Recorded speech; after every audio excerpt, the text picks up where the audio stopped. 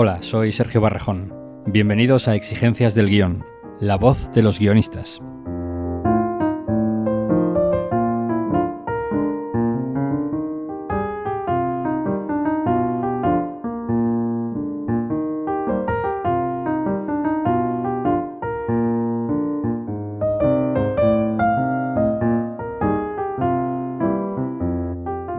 Fernando Navarro es un escritor que no para. Tras triunfar el año pasado con segundo premio, en lo que llevamos de 2025 ha estrenado la película Tierra de Nadie y está de gira por España presentando su nueva novela Crisálida.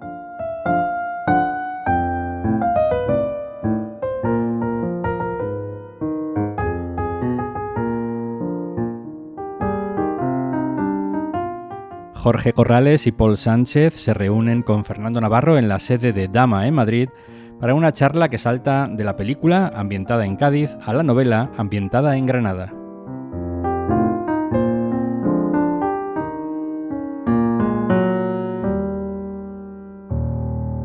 Mezclando estos dos mundos que en principio no tienen nada que ver, ese Cádiz de bajos fondos con la Granada de esta familia tan peculiar. Jorge Corrales. Pero sin embargo he notado que los dos, el centro que mueve a los personajes es la supervivencia, pero ya no solo la supervivencia física, sino la supervivencia emocional, ¿no? Ambos están en unos mundos agrestes que les llevan a tomar unas decisiones en las que solo miran por poder sobrevivir. ¿Tú sientes que cuando empiezas a escribir algo hay una motivación que mueve a los personajes, o realmente tú empiezas a tirar y luego somos nosotros los que lo leemos que te decimos, oye, pues mira, aquí hay coincidencias entre ambas cosas? No, sí, de hecho casi siempre son motivaciones de clase. Fernando Navarro. De supervivencia en el sentido más salvaje y literal, es decir, poder seguir vivo un día más. Yo me creo que tuve como una especie de discusión con un... Bueno, ya sabéis, ¿no? Esta cosa de los que están en las comisiones de las plataformas, de las que yo, por suerte, permanezco más o menos ajeno porque no hago mucha televisión. Y entonces era un analista, tal. Pero bueno, ¿cuál es la motivación del personaje? Dije, sobrevivir. Digo, que es la única motivación que tienen. Que no está nada mal. Claro, digo, para variar es una buena motivación. Y esa suele ser la motivación principal por la que se mueven muchos de los personajes de muchas de las historias que he escrito de encargo, como en el caso de Tierra de Nadie, o propia en el caso de Crisálida. ¿Has hecho algún trabajo para intentar entender de dónde parte ese interés? ¿Es puramente porque los personajes funcionan, porque en ambos funcionan muy bien? A mí me cuesta bastante sobrevivir. O sea, cada día es un reto, en todos los sentidos. En este caso no cada día, pero más o menos cada mes, como seguir queriendo escribir, pagando el alquiler en este mundo agresivo y salvaje del capitalismo de Madrid, en el que estamos, me cuesta bastante. Entonces tiene más que ver con una motivación primaria que tengo yo de conseguir seguir vivo, que no es tan fácil. Que no está nada mal en la lista de Netflix. Sí. O sea, que tampoco es lo que realmente buscan de nosotros, ¿no? Buscan destruirnos, ¿no? O sea, de alguna manera hay algo ahí que busca la aniquilación del ser humano. Entonces, intentar mantener la alegría, el optimismo, tener ganas de hacer proyectos, aunque a veces no salgan bien, de pagar el pan y el jamón. Eso es básicamente un poco el objetivo que tengo diariamente y semanalmente. Además que, sin hacer mucho spoiler, los personajes sobreviven, ¿no? Siempre consiguen llegar a ese un día más. Y... Sí, porque si no se acabaría el material. O sea, tienes que seguir tirando carrete, ¿no? Para que llegue al final y llegar a por lo menos a los 90 minutos y a las 200 páginas. Pero sí, a mí la idea de la lucha por la supervivencia, que suena así muy machirula y muy atávica, ¿no? Y muy unga, tampoco me la tomo tan así. Pero sí que hay algo de conseguir que cada día salga bien. No es tan fácil. Yo no doy por hecho nada. No doy por hecho nada. Ni un techo, ni la felicidad conyugal, ni el pan, digamos. Que de eso justamente va un poco Crisálida, ¿no? En un momento dado en el que esta familia que se va a los montes de Granada a sobrevivir. Y en sí no hay, o yo por lo menos no he encontrado una motivación para dejar el mundo más allá de esta idea que tiene el padre de... Nos tenemos que ir porque os tenéis que hacer, no sé qué se tienen que hacer, ¿no? Bueno, hay un capítulo, ¿no? En medio del libro, como clave, ¿no? Para eso, en el que se explica un poco esa idea de esa herida, ¿no? A mí me gusta mucho en las estructuras clásicas me gusta esa idea de que haya una herida en un personaje y realmente la trama sea a veces resolver la herida, ¿no? ¿Cuál es, no? O un misterio, ¿no? Esa idea de hay un enigma en torno a un personaje a lo largo en cualquier ficción, ya sea más gótica, digamos, como esta, o en cualquier... Y la idea de cuál es la herida del personaje y que la trama sirva para desvelarla, ¿no? Entonces, sí que hay una herida que le lleva al capitán a romper con la realidad y con el personaje del padre y con su entorno, que también para mí es muy seductora. O sea, yo he fantaseado mucho con la idea de romper, de borrarte el nombre, de cambiar de identidad, de que nadie vuelva a saber nada de ti, y a veces por rencor, o a veces por enfado, o a veces simplemente una fantasía así un poco narcisista de desaparecer. Respecto a los nombres, ahora que lo decías, me ha resultado muy curioso que en ambos, en el guión de Tierra de Nadie y en la novela, los personajes no tienen nombre, sino que son apodados, o no sé cómo decirlo, son nombrados. Son palabras, ¿eh? Son palabras, sí, ellos son palabras que definen muy bien su propio carácter. Bueno, no me gusta en general poner nombres porque siempre son los mismos, ¿no? Y si te pasas de moderno, son unos nombres absurdos, ¿no? Como muchas de algunas de... o sea, no vamos a citar nombres por educación, pero hay algunas que llevan unos nombres totalmente absurdos, pero si no, siempre son José o Hugo, ¿no? Entonces, digo, joder, pues me gusta jugar y eso en parte, y en parte también lo primero. Y viene un poco del flamenco. Todos los flamencos tienen un apodo, ¿no? Uh-huh. Y el apodo te da y es una cosa muy americana también, de la literatura sureña, del cómic, y creo que le aporta un color a la narración que de otra manera no tendrían, ¿no? Entonces sí que en Tierra de Nadie fue muy divertido, porque además los guardias civiles odiaban que les pusiéramos motes, pero la gente no se llama por mote, y lo primero que, o sea, bueno, luego, si queréis, cuando hablemos de Tierra de Nadie, bueno, lo contamos ya, si queréis. Sí, cuéntalo. Porque hay una cosa que, vamos a la comandancia de la Guardia Civil a revisar el guión, porque fue un guión en el que nos apoyaron mucho las guardias civiles, y de repente dice... Bueno, sí, muy bien, esto no, esto sí. Pero a ver, esta idea de que se llamen con mote, esto es absurdo, esto no nos gusta nada, porque aquí la gente tiene sargento, coronel, no sé qué, tal, alférez, tal. Y no nos gusta, y yo lo defiendo. Bueno, es más una cosa más que le da y entonces salimos de la reunión y lo primero que escucho es a un guardia civil diciéndole a otro, oye tú, Lewandowski, te has dejado un apodo. Y además nos partimos de risa, Álvaro, el productor, y Albert Pinto y yo dijimos, pero ¿cómo no les vamos a poner? De hecho, hasta el punto que nombramos a un personaje Lewandowski, luego le acabamos cambiando el nombre porque cambiaron todos los nombres por una cuestión porque de repente un actor que iba a ser de Almería no podía ser el Triana, tal, y fuimos cambiándolo. Pero me parece también que refleja la realidad. Nosotros no, porque somos muy educados, pero en el sur, en el flamenco y tal, la gente se llama por apodo. Y me parece bonito. Y en el caso de Crisálida fueron palabras que tardé mucho en elegir, además, y que forman parte de la trama también. Eso de los apodos me recuerda también mucho al western. Paul Sánchez. Sí. Porque es algo que Billy el Niño, por ejemplo. Sí, totalmente. No sé si de ahí viene, porque creo haberte oído hablar que te gusta mucho el western. Sí, yo creo que, o sea, yo las películas que hago, si puedo llevármelas hacia un western de manera, sobre todo lo encargo. Si de alguna manera lo leo, imagínate, el material original o el caso real o la premisa, ¿no?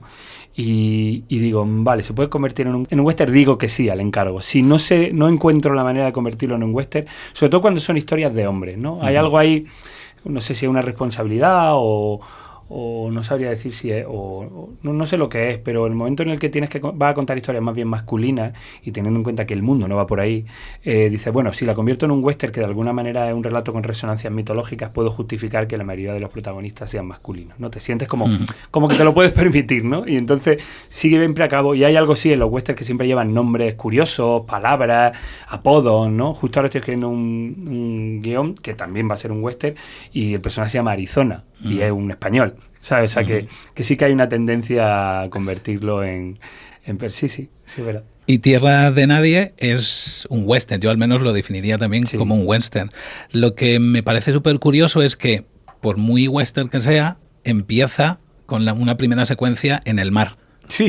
Que me parece un contraste muy guay. Bueno, era una película que iba de mar hacia adentro, ¿no? Entonces decidimos y transcurre en Cádiz, en toda la provincia, y la gente asocia a Cádiz con el mar, ¿no? Digamos que paraíso de los pijos madrileños y ¿no? Paraíso escapista. Tanto dijimos, bueno, vamos a contar la primera secuencia de noche, lloviendo en el mar, en alta mar, y no vuelva a volver a verse la playa, y esto es lo único que vaya a ver, como digamos, del paraíso acuático marítimo, ¿no? Y esa lancha, esa embarcación que detona la trama, y a partir de ahí todo es interior, y todo transcurre. Hay una playa en la que hay un personaje que no encuentran un cadáver, que no diremos quién, pero sí que es de mar hacia adentro. Y luego ya los westerns realmente es que tienen más que ver con las estructuras mitológicas, casi con los espacios. Pero luego los músicos, por ejemplo, cuando tú llegas y ves el montaje final, ya has visto que el músico ya ha rimado, te ha pillado, y dices, vale, era un western, y te hacen un sonido de una trompeta o te meten una guitarra eléctrica, ¿no? Hay un momento concreto.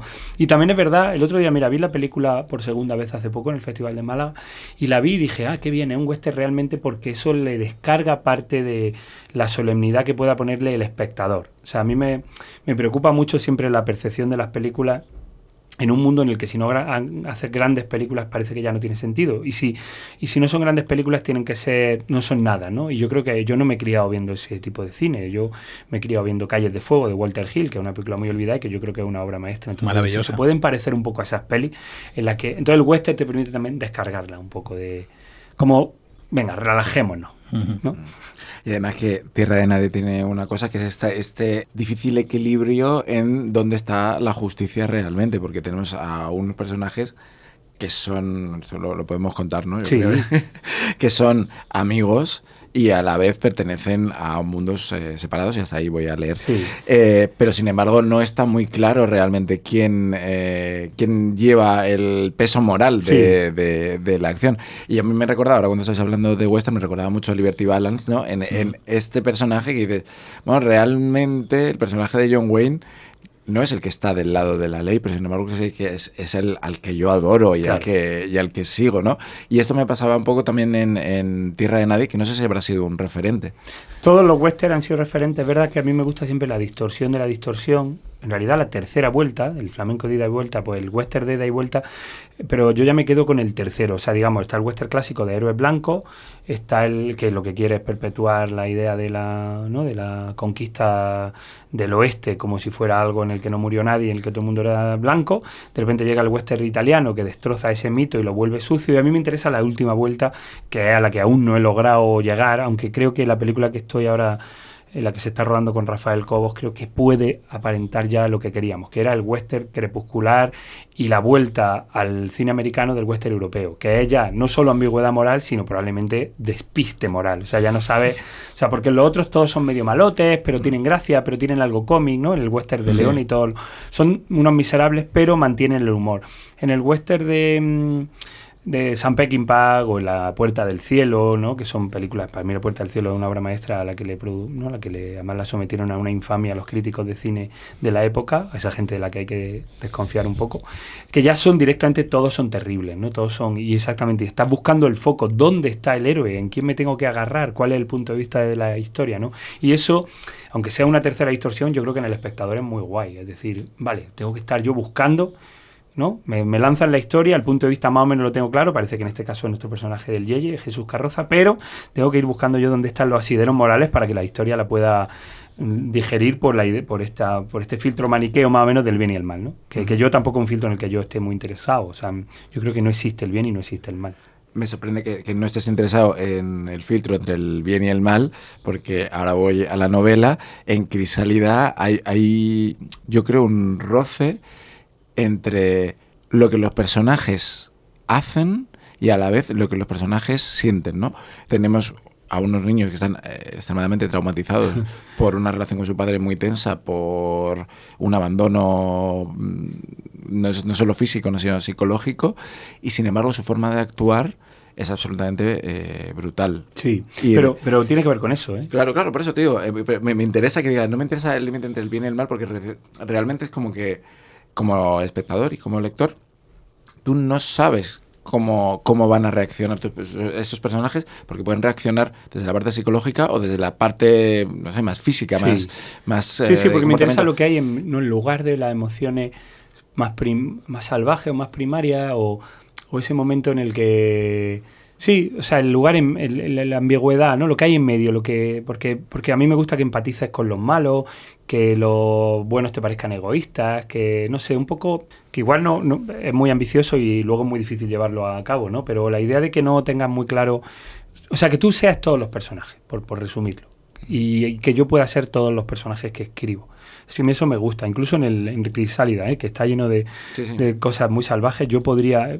Había una canción esta de Sufjan Stevens en la que se dice que en sus mejores comportamientos, en sus peores comportamientos, podía ser como John Wayne Gacy Jr., ¿no? El asesino de masa.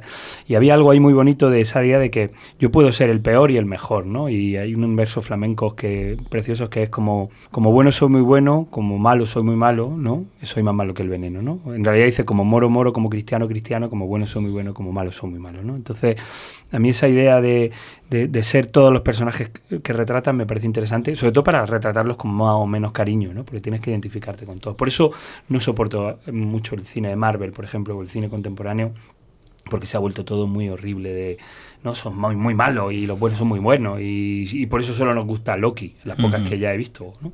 Sí, porque no hay grises. Claro. Sí, y porque destruyo el mundo, ¿no? No sé, hay algo ahí que me gusta, que son más como nosotros, que están más a la altura moral de la que estamos nosotros, que podemos ser capaces de hacer muchas cosas muy torpes, ¿no? Esto es lo que dice mi hija de 4 años, que tiene 4 años, entonces cuando va a ver una película nos preguntan antes, ¿aquí hay malo? Y como, vamos a ver. Claro, tiene 4 años, entiendo, pero lo que no podemos pretender es que el cine adulto sea de, vale, ¿cuál es el malo de estos? Claro, sí. Bueno, pero antes pasaba más, ¿no? Yo creo que me viene así a la cabeza nada más partir un poco El secreto de la pirámide, un poco Los Goonies y un poco Los Gremlins, 3 películas de las que algunas soy fan y otros no, el cine Amblin, digamos. Los personajes malos, el Moriarty del secreto de la pirámide te caía bien, aunque era malo, pero te caía bien. Habían escogido un actor muy carismático. En Los Goonies los Fratelli son muy entrañables. Y en Gremlins, Spike, el Gremlin malo, es tu favorito, porque es un cabrón punky. Y es verdad, por lo menos a mí de niño me pasaba. Igual yo tengo tendencia a que me caigan simpáticos los malos, pero justo en esa era como, ¿quién es el malo? Pero el malo me cae bien, ¿no? Y hay algo ahí, no sé, que me parece interesante.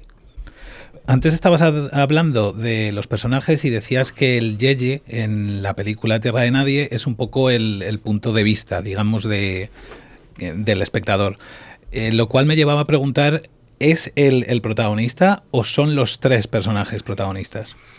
Claro, se supone que en términos estándar el protagonista es el que tiene el arco, ¿no? Más o menos. Y realmente el Yeye es el que tiene más arco porque es el que tiene la mayor transformación, desde cómo empieza hasta cómo acaba, en 2 sentidos, ¿no? En un sentido, bueno, nos contaremos. En los primeros borradores el Yeye era mucho más prota y los otros eran más, giraban en torno a él. Pero poco a poco fuimos equilibrando. También es verdad que por el cast, porque se empiezan a venir actores más grandes, les quieres dar más cosas, te apetece más, ensayas con ellos y entonces le vas echando cosas. Pero para mí siempre fue el protagonista y era con el que más... Y la película surge porque el Yeye existe, es un depositario judicial. Oscar, el lugar donde transcurre su trama es su casa. O sea, ese depósito judicial es la casa del protagonista en el que se inspira la novela. Y los otros 2 son más de ficción, aunque sí que conocimos a un guardia civil que tiene algo que ver con el gallego y que nos contó anécdotas que están puestas en la película, pero el Yeye sí existe.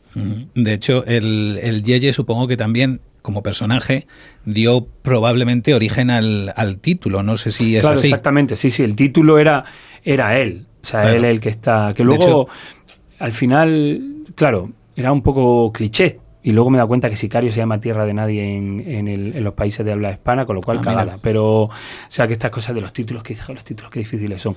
Pero el Yeye sí inspiró el título, porque era el personaje, y realmente tendría que estar en el centro del póster, pero está Luis Zahera porque es más famoso. Pero... Sí, de hecho, había señalado una frase del guión que yo creo que representa esto, justo muy al inicio de la peli. El personaje del gallego va al restaurante y al bar donde trabaja el Yeye, y están hablando y el Yeye dice: tú tienes chapa y yo no soy nada, ni de ellos ni de ustedes. Que claro, es básicamente decir, estoy en tierra de nadie. Sí. Sí, pero además esto fue porque un viaje a Cádiz propiciado por el productor de la película, Álvaro Oriza, y de repente me citan con el Yeye, con Oscar, para hablar un poco del narcotráfico y tal. Y de repente me empieza a contar su vida, que él vive en este sitio, que a veces le entran por la noche a robar, que se encarga de guardarle la mierda a los jueces y a los guardias civiles. Y yo digo, pero esto no, yo no tenía ni idea que esta figura existía. O sea, yo no sabía lo que era un depositario judicial. Y dije, claro, esto estaría guay contárselo a la gente, que hay unos tíos que están ahí jugándose un poco la vida y poniendo en peligro sus casas y su integridad. No, nunca reciben amenazas serias, pero tienen que salir a escopetazos. Eso es, esa escena que abre la película del personaje, eso es real, eso ocurrió y sigue ocurriéndole a Oscar. Y dije, joder, esto molaría muchísimo contarlo. Entonces fue claro, ese y tú lo veías y le decías, pero tú eres guardia civil, no, pero hay gente que piensa que soy narco porque le guardo tal y a veces no sé qué. Entonces dije, joder, esto es un personaje de una película. Claro. O sea, este tío es un personaje de una película. No todos los días pasa, que conozca a un personaje, alguien que dice, quiero retratarte y ser fiel a la realidad y luego inventar mucho, pero hay muchas cosas que son fieles a la realidad, lo cual es raro. Después de retratar a Jota y a Floren, de retratar a Oscar. Y la película es una película de encargo. ¿Cómo sucede que esta película acabas escribiéndola tú? O sea, ¿cuál es el proceso para que te llegue a ti esta historia? Sí, Álvaro Ariza, el productor, que es de Barbate, es muy amigo del depositario judicial. Y entonces le venía dando vuelta a hacer una peli de narcotráfico y tal. Yo no soy muy fan del género, realmente, porque creo que hay mucho. Se hace todas las series, todo va sobre narcotráfico. Y en un principio le dije que no. Pero fue muy persuasivo, me invitó a casi una semana de vacaciones en un hotel de 5 estrellas, en pleno verano, a final del verano en Cádiz. Me trató muy bien y fue cuando me presentó a Oscar. Y entonces dije, espera, si vamos por aquí... Si es esto, y hacemos un western, él siempre lo cuenta, que de repente yo le dije, al acabar estos encuentros, yo le dije, vale, vamos a hacer un western. Y entonces él se quedó como, ¿western? Y se quedó como una semana literalmente paralizado. O sea, no sabía lo que yo le había querido decir. Y de hecho, hasta muy avanzado el proceso, nunca supo lo que quería. Y de hecho, creo que cuando ya estábamos rodando y vio la localización, dijo, un western, ahora lo pillo.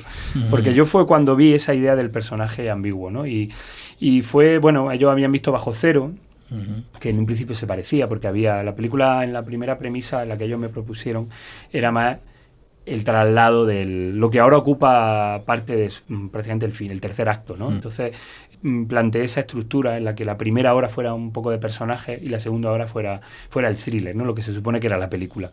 Y bueno, al principio le costó, pero es verdad que Bajo Cero le había gustado. Yo he hecho otros policíacos más o menos que han ido bien. Le gustaba Toro, que es una película que poco a poco yo creo que va como cogiendo más o menos el aprecio de los compañeros. Y bueno, fue así. Y justo me pilló, la verdad es que esa semana de vacaciones fue bastante persuasiva, ¿eh? Dije, no le puedo decir que no. Amigos productores, si queréis contratar a un guionista que os gusta mucho, no hay nada mejor que una semana de vacaciones. Hotel de 5 estrellas, ¿no? Sí, en Cádiz, hay un hotelazo y me trataron muy bien, la verdad. Y luego hemos establecido una relación de amistad. Yo cada vez me cuesta más hacer cine con gente con la que no me lleve bien. Me cuesta mucho. Y lo he hablado con Javier Ruiz Caldera, que es muy difícil ya a nuestras edades, que son ya provectas, es muy difícil no pensar que si te vas a embarcar, no sé, 3 años, 2 años de tu vida, 4 con alguien, no te lleves bien. Y Álvaro es una persona con la que me llevo bien. Es una relación, al final es una relación... Sí, además lo notas, ¿no? Cuando empieza a molestarte, los tics y tal, llevamos ya tal, siempre dice lo mismo y no sé qué, entonces mejor que de que parta, que empecemos bien. Que empecéis con un enamoramiento y luego ya que tenga que pasar lo que tenga que pasar. Si la rutina tiene que pasar por la relación, ya se inventan cosas, ¿no? Una noche de pasión, en ese hotel de 5 estrellas, lo que sea, para recuperar el amor.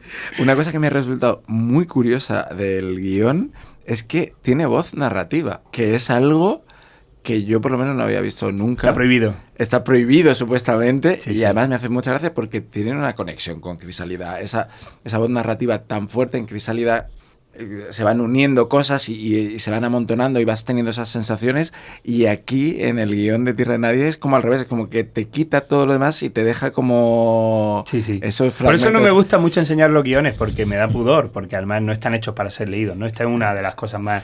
Bueno, soy guionista, sabemos de lo que hablamos, esta cosa del guión no está hecho para ser leído, está hecho para ser leído por unos pocos. Entonces yo soy muy pudoroso con enseñarlo y con esa idea de la voz narrativa, pero también es verdad que un guión es una herramienta para financiar una película, básicamente, para contar una historia, todo lo que queráis, pero sobre todo es para financiar una película. Y cuanto mejor se lea, mejor se va a financiar, tengo la teoría, y yo no renuncio a escribir los guiones con voz y con literatura, y de hecho el propio productor de esta película se reía, bueno, todo el equipo se reía, decía, hay un momento que huele a sal, pero ¿cómo pone eso? Y dije, lo voy a seguir haciendo porque sirve para que... Y de hecho, y fíjate, una tontería, y sin desmerecer para nada el trabajo increíble de Sonia Noya en arte, hay muchas de los detalles que vosotros, tú que has visto, o los que habéis cruzado, de los detalles, por ejemplo, el despacho del gallego, que están descritos, o sea, la bandera de nunca más, porque ¿qué pasa? Que te explica que tiene un pasado social, de implicación, que no es de derechas, porque nunca más fue frontal a Mariano Rajoy. Pequeños detalles que en el guión te ayudan y que si llegan al final, de repente le dan una vida extra a la película, ¿no? Que parece una tontería, pero y es agotador, ¿eh? O sea, escribir ese tipo de guión es muy cansado y a veces no sirve de nada, pero otras veces sirve mucho. En el guión de Toro, perdonad que me extienda, en el guión de Toro había un detalle muy gracioso, porque pusimos, Fale, Cobo y yo, pero en este caso esta tontería se me ocurrió a mí, decíamos, la niña lleva una camiseta de su padre vieja, una camiseta de Triana. Entonces, los equipos de vestuario, en aquel creo que era Paula Ventura, ¿no? Creo, se volvieron locos. Nos preguntaron, ¿pero de Triana, del barrio o del grupo? Y era como este tipo de cosas que luego eres tu peor enemigo. Cuando pones porque se vuelven locos buscando una camiseta. En lugar de poner una camiseta vieja, que sería lo normal. ¿Por qué? Y yo dije, no, del grupo. Que al final era una de Don Quijote, de la serie de animación que hicieron para la película. Y eso también estaba escrito. Lleva una camiseta con los personajes de Don Quijote, la vieja serie de animación. Esa camiseta nunca existió, la tengo yo en mi casa. Y lo hice porque la película era un poco Quijote y la niña tenía que llevar camisetas del padre. Entonces todo está relacionado y le crea un universo que, fíjate, se queda ahí, se queda para los pocos que lo leen. Pero a mí me hace gracia. Pero más allá de los detalles y de la ambientación, hay como una referencia autoral, en el sentido de otros guiones lo podría coger cualquiera, ¿no? Y continuarlo. Todos hemos trabajado con un guión que dice, vale, tengo una escaleta, entiendo de qué va y lo continúo. Ese guión es tuyo. O sea, sí, esa es una putada, porque ya no hay nadie que pueda meter. También era el primer guión que firmaba en solitario y me dejé llevar, pero como Antonio Vega. Y también es verdad que conforme vas escribiendo literatura, por rapidez, tiende a hacer las cosas a tu manera, porque sí. Entonces es verdad que ahora me pasa, por ejemplo, en algunos guiones que escribo con directores, hay un momento que ya me dicen, cógelo tú y darle un pásalo por el filtro del estilo, porque el estilo no se puede imitar. Tiene un estilo particular, que es una voz literaria, mejor o peor, pero es una voz literaria, porque he escrito 2 libros con voz literaria, entonces, pues tira, y digo, bueno, venga, vale, entonces es una putada porque haces trabajo doble. En guiones compartidos, por ejemplo, esto de 45-45, nanay, 45-45, luego te toca a ti reescribir, porque hay palabras, yo no uso adverbios, ¿no? Adverbio acabado en mente, nunca. Uso algunas palabras que repito, uso juego, la puntuación siempre es muy, muy importante, las pausas, entonces, claro. Al final, bueno, es una manera que tengo de escribir que en realidad yo empecé copiándosela a Walter Hill, que se la copió a Alexander Alexander Jacobs, el escritor de A quemarropa. Entonces, pues bueno, yo se la he copiado esto y alguien me la copiará a mí. Y Alexander Jacobs se lo compraría a alguien. Yo tenía un ejemplo precisamente de esto que había sacado del guión, si me permites leerlo. Es muy al principio de la película, de hecho es la primera secuencia, y dice... El inglés apura una cerveza sin alcohol, de lata, calentorra. ¿Cómo filmas una lata de cerveza calentorra? Claro, imposible. Bueno, se puede hacer, ¿eh? Si no tiene... En realidad se puede hacer al contrario. Puedes filmarla, y como siempre son heladas, si tú pones una lata sin textura y sin brillo... De hecho, al final cambió la secuencia y la hicimos en la cubierta y no la hacíamos dentro. Y la quitaron.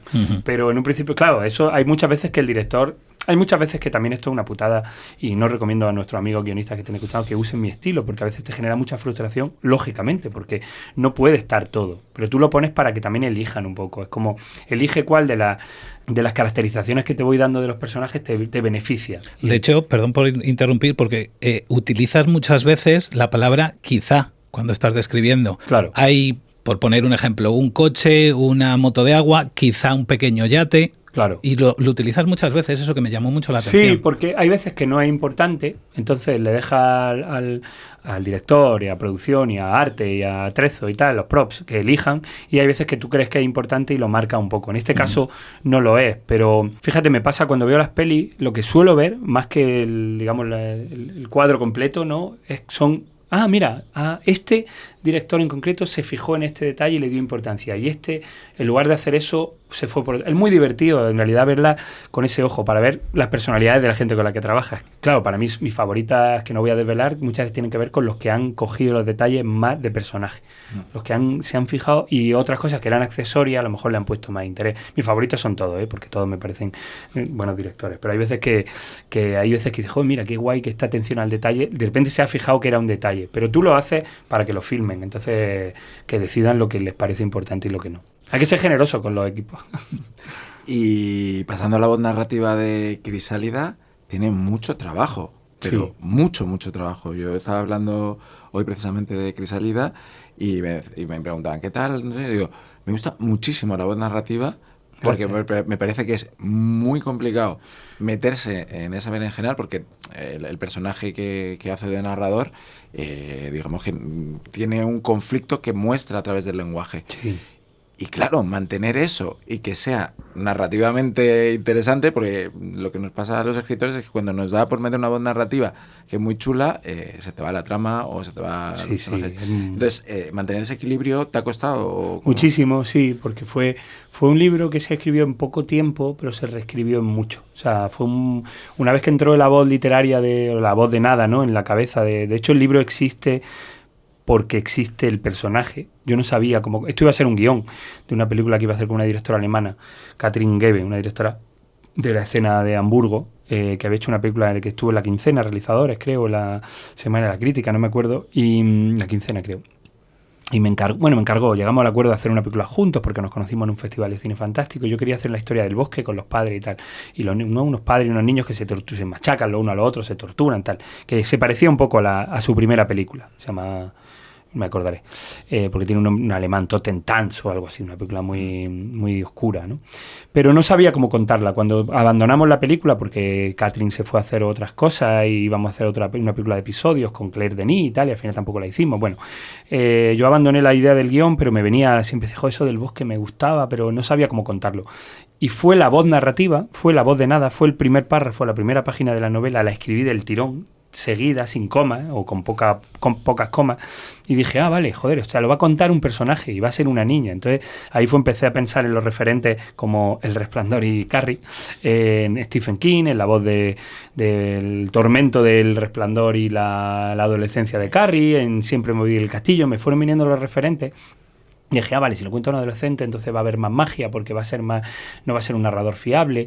Y entonces empecé a construir un poco a ciegas, también sin mucha estructura, sabiendo 4 puntos a los que tenía que llegar. Y no fue... O sea, me dejé guiar por la voz. Fue la voz la que construyó la novela. Entonces se escribió muy rápido, hice un primer borrador muy tocho, al que le sobraban un mogollón de páginas. Entonces en 4 días le quité 12.000 palabras, o en 2 días. O en un día, no me acuerdo, en muy poco tiempo le quité 12.000 palabras, son muchas, ¿eh? Sí, tú que eres escritor de... Lo sé. Porque los guiones no los medimos tanto por las palabras, pero la literatura, digamos, publicable, sí. Y ahí es cuando empezó el proceso real de escritura, que fue con Elena Abril, una editora independiente que trabaja de correctora, que trabajó para mí y para Impedimenta, y luego con Isa, también de Impedimenta. Entonces ahí hicimos como ¿qué palabras sí, qué palabras no? Esta palabra no la diría la niña, esta sí la diría la niña. Y ahí estuvimos como eliminando, poniendo, añadiendo. Eso fue lo más difícil. Fue muy reescrito para que tuviera esa precisión que agradezco mucho que te haya... O sea, porque me gusta que se note. O sea, te vuelves ahí loco con un libro y la gente dice, no es gilipollas. Por concretar, ¿cuánto tardaste en el primer manuscrito y cuánto se tardó en la reedición? Fue junio, julio y agosto el primer manuscrito. Fue en Santander, me encerré en Santander. De primerísimos de mayo, o sea, de primerísimos de junio, antes de que entrara el verano. Lo sé porque la gente decía, tío, ¿cuánto llevas en Santander? Le dije, 3 estaciones. Y le llevo, que no era real, pero llevo final de primavera, todo el verano y principio del otoño. Y me volví a mediados de septiembre, ya con el primer manuscrito. Entonces fue todo junio, todo julio, todo agosto y parte de septiembre, 4 meses, pero con escritura, o sea, escribía todos los días de manera muy tormentosa, como en un sueño febril, pero paraba. Y luego la reescritura fue igual mes y medio, escribiendo 12 horas al día, muy de pompo, muy machaque, pero porque tenía una fecha de entrega. También esto fue culpa mía, porque yo iba a escribir una especie de segunda parte de Malaventura, mi primer libro, y fue cuando me vino esto, di un volantazo y tuve que escribir un libro casi de cero en poco tiempo. y ya tenías una fecha Sí, cerrada para Sí. la aventura 2, por llamarla así. Sí, tenía que editarse porque los editores tienen también sus calendarios, le interesaba que hubiera una continuación del libro, que hubiera algo de cuando apuestan por un autor, en este caso Impedimenta apostó por mí y yo le debía un libro de alguna manera, entonces fue como de, bueno, voy a sacar esto, pero al final le di un volantazo y metí el Crisálida en por medio. Una locura, ¿eh? O sea, no recomiendo a nadie que haga estas cosas, como cambiar de caballo a mitad de la carrera y como cambiar de libro, y me volví un poco loco, ¿eh? Quería volver, si me permitís, al estilo de escritura que tienes en el guión de Tierra de Nadie, porque utilizas mucho mucho igual no es la palabra, utilizas cursivas. Sí.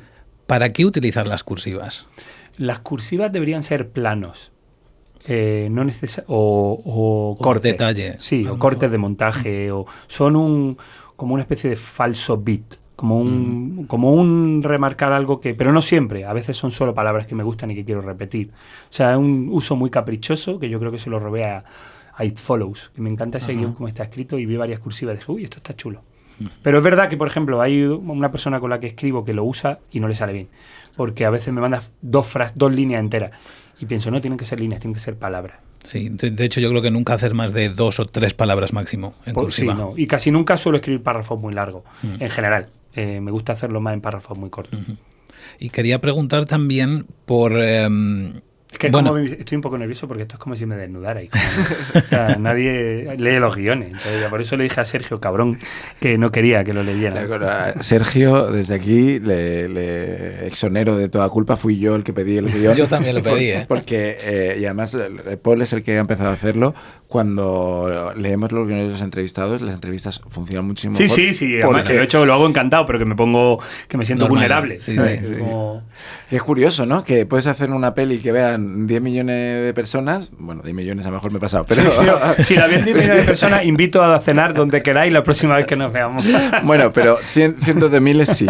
Y sin embargo te da pudor que 2 personas lean tu guión. Sí, muchísimo.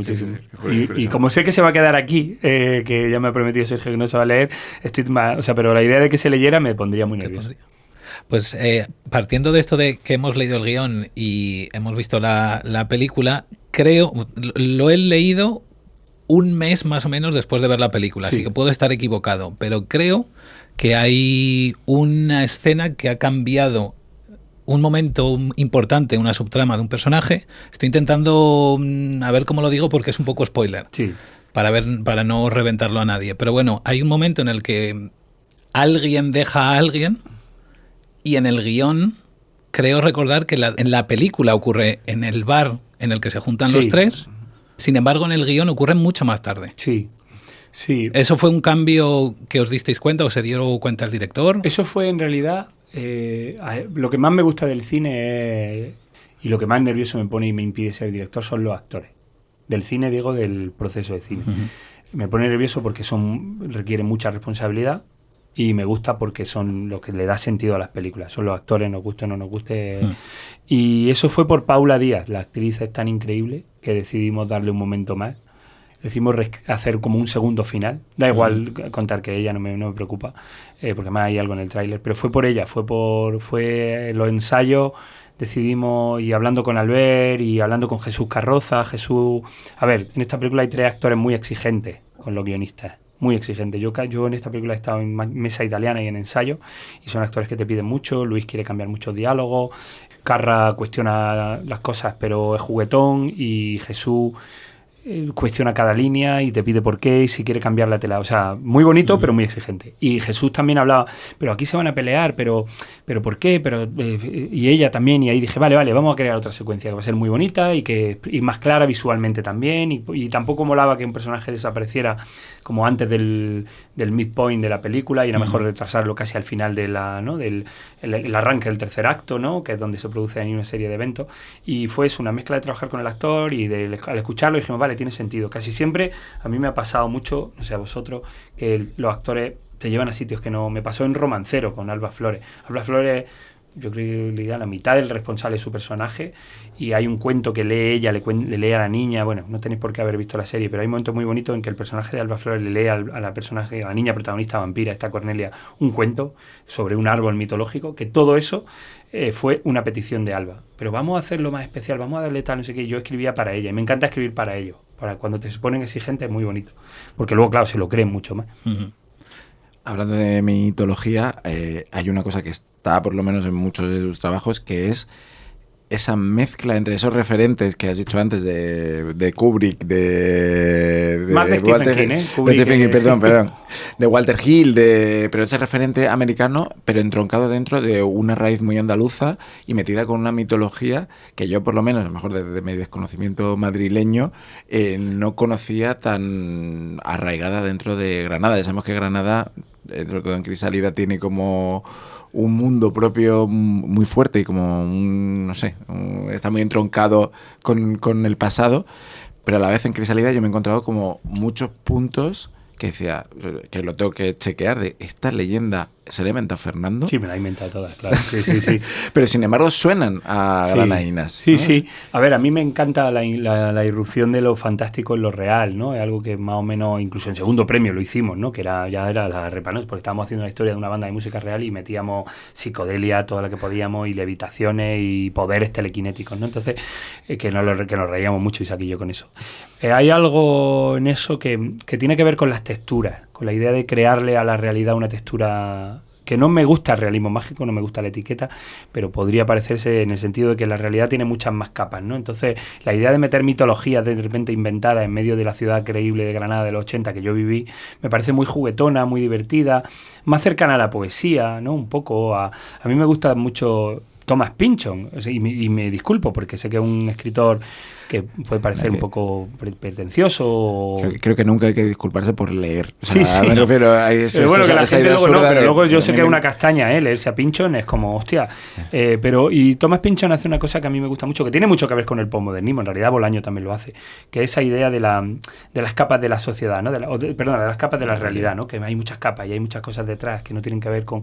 Y Lynch también lo hace, ¿no? Y esa idea del postmodernismo, que yo no creo que lo que yo escriba, desde luego las películas no lo son y las novelas probablemente tampoco son postmodernistas, pero me gusta porque lo hacen, le dan como colorcillo, lo hacen como interesante, es como el pop psicodélico, como la electrónica, el witch house, ¿no? Es como capas de cosas, ¿no? Y que las cosas tengan capas me parecen divertidas. Y en el caso de Granada me lo permite, que conozco la tierra y sé más o menos dónde una leyenda o un mito puede resultar más o menos creíble. Pero aquí cuela. Pero no, vale, ya me resuelves la duda de realmente no existe el tigre, no existe la montaña, ni la búsqueda de oro, ni... No, la búsqueda de oro sí. ¿Ves? Ya sabía yo que... Claro. Sí, los moriscos escondieron los tesoros, o sea, el tesoro morisco de cuando los moriscos abandonaron Granada sí es real. Y las gumias, es decir, se pueden encontrar armas, todo eso sí. Pero claro, es para jugar al despiste. De hecho, Alba Flores, y la vuelvo a citar, hicimos una lectura de Crisálida en voz alta en la librería La Buena Vida, una lectura dramatizada más o menos, y leyendo el fragmento de La montaña del tigre, no ese cuento que se cuenta, hay un momento que dice ella, pero esto del tigre no es real, cabrones, porque Dani Gascón, con la que lo presenté, buen amigo, decía, bueno, sí, esto es el tigre que te inventa, y ese, pues ¿cómo es que te lo inventas? Pero no existe esto de verdad, este tigre. No, Alba, no me lo he inventado, y se quedó, joder, qué cabrón, esto no era la idea. Es una leyenda muy bonita, sí, es una leyenda que se merece haber sido real en algún momento dado. Yo de hecho creo que existe. O sea, que si a mí me lo preguntan, diré, claro que existe. Pero aquí como estamos en el mundo hiperrealista de los guionistas, que no podemos andarnos con historias, pero yo creo que debería existir. Y en Granada estamos todos un poco locos y todos creemos muchas fantasías, ¿no? O sea, Antonio Arias, que, ¿no? El Lagartija Nick, Omega, sus discos como La Banda, sus discos en solitario, su afición a la ciencia ficción. Antonio está siempre contando historias fantasiosas sobre la ciudad y yo me apropio muchas de ellas y como yo he aprendido a su lado todo, ¿no? Desde cómo construir una historia hasta cómo manejarse en la industria del entretenimiento, pues yo hago un poco lo que hace él, que es soltar teorías delirantes sobre Granada y la provincia y alrededores. ¿Y por qué? O sea, ¿qué tiene Granada? Porque yo estaba allí y es verdad que se respira como... locura. Sí, hay algo Gente ahí. extraña. ¿Qué tiene Granada? Pues... Tiene magia. Sí, pues mira, yo creo que tiene todo que ver con heridas, con cosas que se han perdido. El pasado, que echaran a los árabes algo que no les perdonamos todavía a los católicos. Tenemos esa cosa como, ¿qué hicisteis? Que mataran a Lorca, tampoco ayudó. Entonces estamos siempre enfadados por esas cosas. Luego Antonio defiende, claro, la Sierra Nevada es una sierra llena de metales, se habla mucho de los metales en Crisálida, y eso dice Antonio que hace que la gravedad sea menor, entonces estamos siempre un poco flotando, se supone que lo comprobó. Hubo un día que un geólogo, quien se encarga de estas cosas, midió y dijo, sí, es cierto que hay un nivel menos de gravedad, en parte, todo esto son teorías, hay ríos subterráneos, el río Darro está enterrado, entonces vivimos sobre agua, hay muchas teorías muy locas sobre por qué, y yo creo que yendo a la realidad, yo creo que tiene que ver con que sí que la influencia de Lorca creó en la ciudad y de Ibn al-Hatib, que es el autor de los poemas de la Alhambra. La Alhambra es un libro que tiene muchos poemas, pero sobre todo tiene un poeta, Ibn al-Hatib. Eso, más Valdelomar, yo creo que hay muchos poetas y que la idea de los poetas atrae a otros poetas y que los poetas, los flamencos y los rockeros son gente, digamos, tirando a enigmática y a delirante, ¿no? Que llevan una vida errática, y yo creo que nos vinamos en ellos todo el rato, y yo que soy un humilde guionista de cine comercial, claro, me quiero parecerme a ellos, ¿no? Quiero mirarme en ellos. Entonces intento, en los libros o en algunas cosas de las películas, poder acercarme a los genios que he conocido, en cuanto a genios, digo, en su comportamiento, genios locos de pasarlo bien y de... No sé, es divertida. La ciudad, no sé, yo huyo de ella, vivo en Madrid hace muchos años, pero me sigue atrayendo como literariamente, ¿no? O el sur en general, en realidad. Yo quería volver un poquito a Tierra de Nadie, porque la película, hemos hablado ya bastante de ella, es un western, es muchas cosas, pero también es una película sobre la amistad de tres amigos. ¿Eso sabías que era de lo que querías hablar o surgió en el proceso de escribir? Yo normalmente nunca sé de lo que quiero hablar antes de empezar a escribir, casi nunca, porque si no, a mí no sé si os pasa a vosotros como espectadores o como lectores, que a veces la sensación es que alguien se ha propuesto contar algo y le ha dado igual lo que se encontrara en el camino que lo ha acabado por contar. Y a mí eso, por lo menos, no sé si lo noto o como ya estoy predispuesto a notarlo, me enfada. Entonces yo quería hacer la historia de este depositario judicial. Y en alguna de las charlas, pues no sé si un guardia civil o un agente judicial, alguien nos contó, a ver, aquí lo normal es estar tomando un café en una cafetería y que acabe encontrándote con el narco con el que fuiste a jugar al fútbol o que acabes tal. Entonces dije, claro, eso no se ha contado mucho, la idea de que comparten espacio. Si se cuenta siempre es como desde el cliché, ¿no? Y del que creo que hemos intentado huir. O sea, hemos intentado huir, no sé si lo hemos conseguido. Entonces pensé, qué bonito sería como, pero fijaros las cosas, ¿no? Porque en el fondo iban a ser tres amigos de la tierra y al final por decisiones de casting, pues tienes que ir incorporándolo y crear ese equipo de fútbol, ¿no? Eso es el cine comercial, ¿no? Casi todos los que escuchan este podcast son guionistas que a veces se ven sometidos a encargos y había que mantener la idea, porque yo dije, vale, tío, cogemos a Carra, cogemos a Luis, es una producción de Esto también pasará y de María Luisa Gutiérrez, son productores de cine comercial, saben hacer dinero y nunca hay que contradecirlos porque saben hacer cine. Entonces dice, vale, tengo que coger lo que el guante es a un thriller comercial y entonces el reparto va a condicionar la historia, pero no tanto. Había que mantener la idea de la amistad.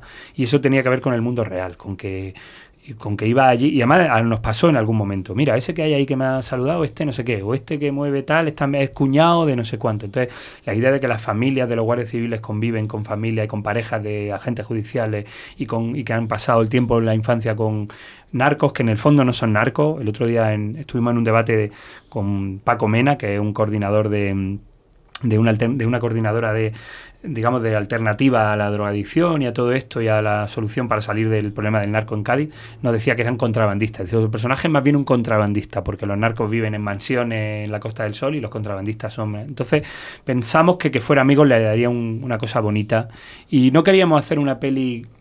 Eso sí fuimos muy conscientes, eso sí que es verdad que estaba en el principio, que idealizara. A mí me molesta un poco que la glamorización... A mí no me gusta Narcos, por ejemplo, y no me gusta la figura de Pablo Escobar, me parece muy antipático. O sea, y me parece que... y ni Scarface. O sea, cuando yo veo Scarface digo, ¿quién puede mirarse en Scarface como algo positivo? Como algo a quien imitar, si es un subnormal. O sea, es una mala persona, es un narcisista, es un egoísta, mata al novio de su hermana porque no escucha, ¿no? Entonces dije, joder, si vamos a retratar ambientes sórdidos, o vamos a intentar que sean buenas personas y a través de la amistad es más fácil, más o menos buenas personas, ¿no? Hay un momento muy concreto en el que el personaje de Carra Alejandre hace una cosa que está mal y a lo mejor le lleva a pagar por ella o no. Pero me parecía que era bonito que tuvieran un pozo en la realidad, un pie en el mundo real y que eso nos permitía que la amistad contara eso, ¿no?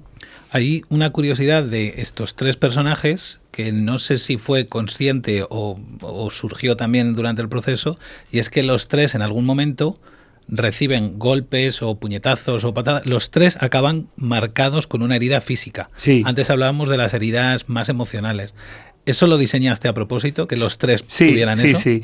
A mí me encanta Chinatown. A todo el mundo le gusta Chinatown. Y es verdad que desde que yo primero esa secuencia de Chinatown sin haber visto la película, la entreví, porque era una película para mayores, y vi el momento en el que a Jack Nicholson le hieren la nariz y a partir de ahí lleva todo el rato una tirita.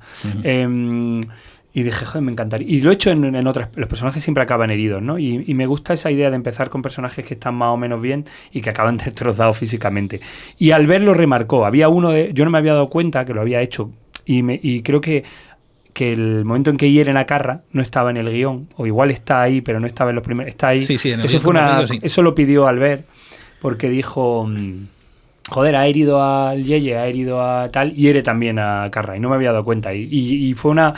Que eso ocurriera me hizo ver que lo había hecho con los otros personajes y fue una sugerencia de Albert que llevamos hasta el final. Pero el hecho, por ejemplo, de que el gallego estuviera herido toda la peli ya estaba en las primeras versiones. Me gusta, ¿no? Que los personajes se transformen físicamente. Y hay una cosa muy divertida que antes la has nombrado, pero yo ahora quiero que profundices, porque hay lucha de clases, pero en el mundo del narco o del contrabandista. Sí. Y eso es muy interesante, ¿no? Porque de repente tenemos a unos personajes con los que vamos a sentir una empatía muy personal, pero que pertenecen a un mundo que está muy alejado de lo que el espectador estará.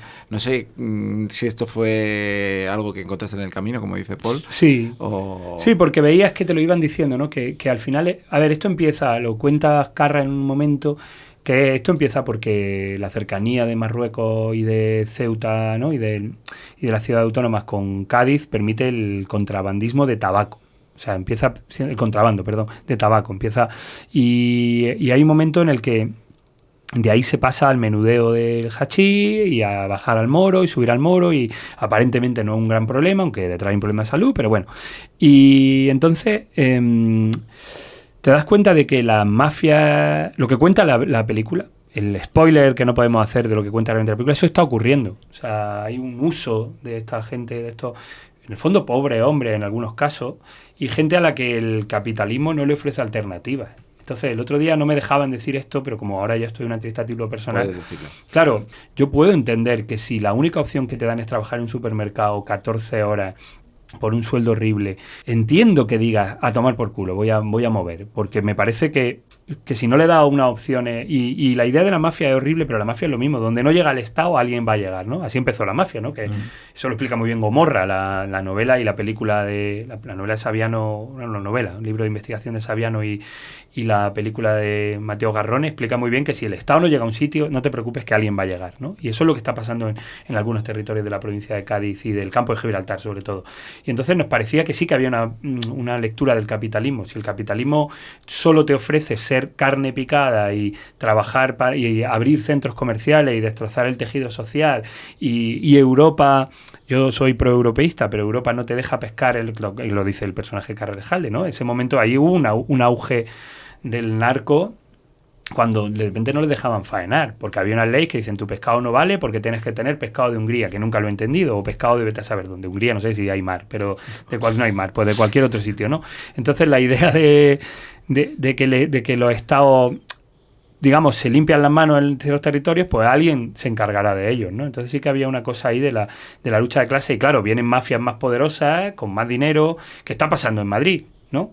O sea, hay una frase que me encanta que dice Mona Martínez, que me encanta que la haya escrito yo, me disculpo por esta especie de autoindulgencia horrible, que dice España está en venta, ¿no? Lo que no se vende a los turistas se vende a los chorizos, y es literalmente así. Y hay un momento que Carrejalde habla de la visa esta, ¿no? Pues que ha permitido un gobierno de izquierda, ¿no? La idea de que si tú te compras una casa en cash de X dinero, adquiere inmediatamente la nacionalidad española, que en algunos sitios la devolvería por cómo te tratan, ¿no? Por cómo te trata tu Estado. Y eso en Andalucía lo vemos mucho, ¿no? Aquí hay territorios de segunda y de primera, y la película lo intenta retratar. Y no me gusta nunca hablar de política, pero la película esta tiene esa lectura y nosotros la hemos usado, ¿no? Esa sensación de que en ciertos territorios, vale, que no vienes, que me abandonas, pues lo siento, pero voy a traficar. Y te jode Estado.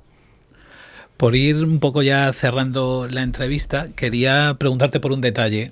Hablando con Pablo Hernando, no sé si le conoces, estábamos hablando de las edades de los protagonistas, bueno, de los personajes en general de su película Una ballena.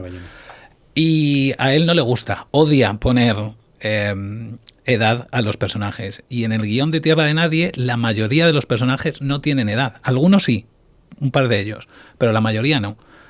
¿Te gusta poner edad a los personajes o preferirías no hacerlo y lo haces porque a veces es un convencionalismo que prácticamente exige el formato de guión? Pues no era tan consciente que no tenía edad, porque suelo ponerla, por lo menos suelo poner el rango en el que están. E intento que sean siempre más mayores, eso sí, para que lleguen actores más curtidos, digamos, ¿no? Casi siempre. Incluso, esto es una anécdota que nos pasó en Bajo Cero, pero también ha pasado un poco en Tierra de Nadie. Empieza la película queriendo hacer películas sobre gente más joven, y poco a poco nos iba apeteciendo ciertas caras, ciertos rostros. De hecho, Bajo Cero, los 3 personajes principales, que eran Javier Gutiérrez, Luis Callejo y Carla Lejalde, eran actores más jóvenes a priori. Hicimos pruebas para actores más jóvenes. Y en Tierra de Nadie pasó exactamente igual. Los 3 personajes eran un poco más jóvenes. Y a raíz de imaginar caras y de imaginar rostros y voces y tal, y también empezamos a subirle la edad. Y yo me siento más cómodo con actores más mayores porque, como hemos dicho, me gusta el western crepuscular y me gusta mucho Chris Christopherson, que además sale en Pat Garrett, Billy el Niño y en La Puerta del Cielo, y nosotros queríamos ese tipo de rostro, ¿no? Entonces, no suelo ponerlo, pero bueno, por ejemplo, en este guión que hay una diferencia de edad, claramente, entre el Yeye y su pareja, ¿no? Lo dice, yo soy una niñata.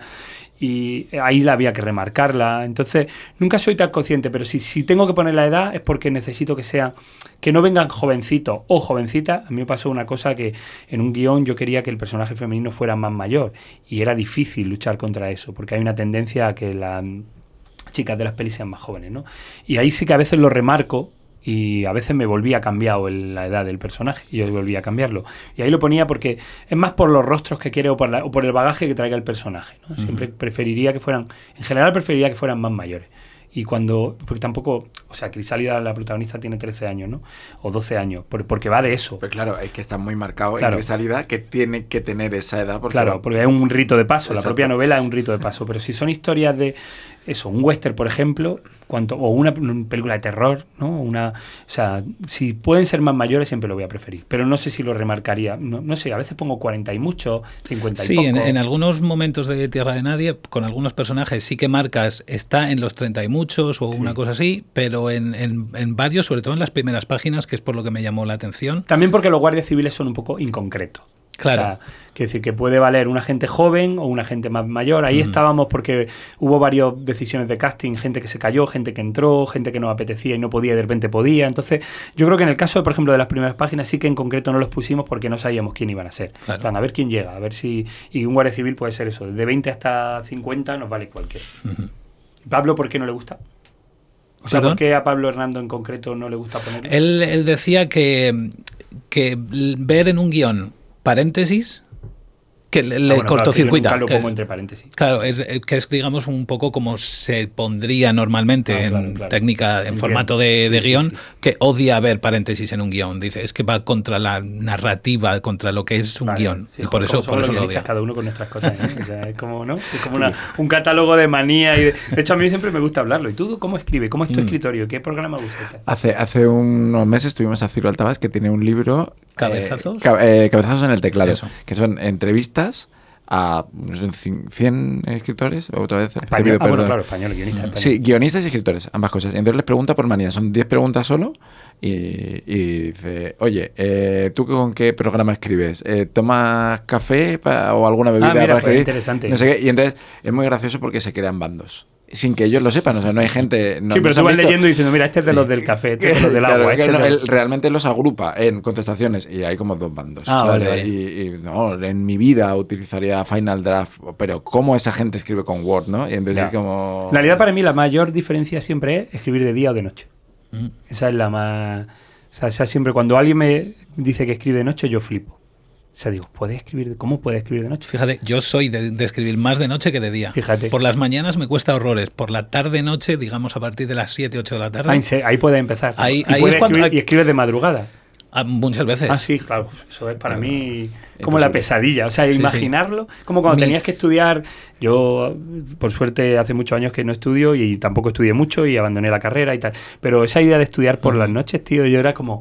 O sea, esos pocos momentos, o a veces una época que trabajé en una serie diaria y claro, había que doblar y te tocaba por la noche y lo odiaba, me ponía discos, no sabía ya qué hacer, o sea que me imagino, esa yo creo que es la mayor diferencia. Pues mira, el primer borrador del primer guión que escribí jamás, que fue durante la pandemia, que es cuando empecé a escribir durante el confinamiento, lo escribí empezando a escribir a las 10 de la noche y me iba a la cama como a las 5 de la mañana. No, claro. ¿Por qué? Por mi querida sobrina, que la adoro y la amo con locura. Claro, muchas veces tiene que ver con claro, porque si estaba con ella durante el día y era imposible, no podía trabajar. Sí, muchas veces tiene que ver con conciliaciones familiares. Y luego ahí como que... Yo tengo 2 hijos y mi conciliación familiar es, yo me levanto a las 6 de la mañana a escribir, si puedo. O a las 8 de la mañana les doy desayunar. Sí, empiezas a hacer rancho y cuando se van, el ratito ese que tienes de colegio. Claro. Sí. Yo escribo, bueno, si alguna vez yo escribo de 10 a 1 y de 4 a 7. Uh-huh. Antes eran más horas, pero le voy quitando, claro. O sea, será muy gracioso. Sergio, esto lo puedes cortar, ¿eh? Pero no te preocupes. Pero Leonardo Padura, en una conferencia que dio, le preguntaron, ¿tú cómo escribes? Y dijo, idealmente me levanto por la mañana, me tomo un café, me siento a escribir, paro a la hora de comer, me echo una siesta, me levanto, sigo escribiendo hasta a la media tarde. Eso es idealmente. Lo que pasa en realidad es recibo una llamada de no sé quién, que tengo que ir a recoger no sé qué documento, no sé qué. Además, como esto es Cuba, pasa el pescadero, que es mi amigo, me pongo a hablar con él, me tomo una caña, no sé qué. Pero nunca ocurre. Claro, entonces idealmente nunca tengo un día así. O sea, muy gracioso. Fernando Navarro, muchísimas gracias por estar con nosotros. Gracias a vosotros. Os perseguiré si ese guión se filtra. Iré uno por uno y sois solo 2. Bueno, y el Sergio. Te iba a decir, hemos visto Tierra de Nadie, pero no, yo he leído Crisálida y no quiero enfrentarme contigo nunca. Yo con oscuras.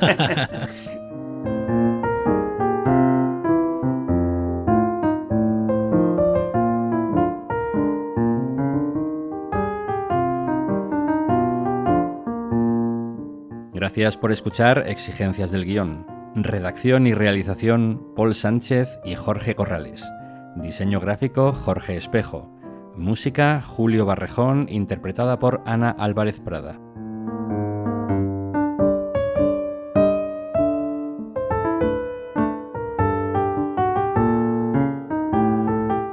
Puedes contactar con nosotros en el email podcast@exigencias.es o en el teléfono de España 613 006650.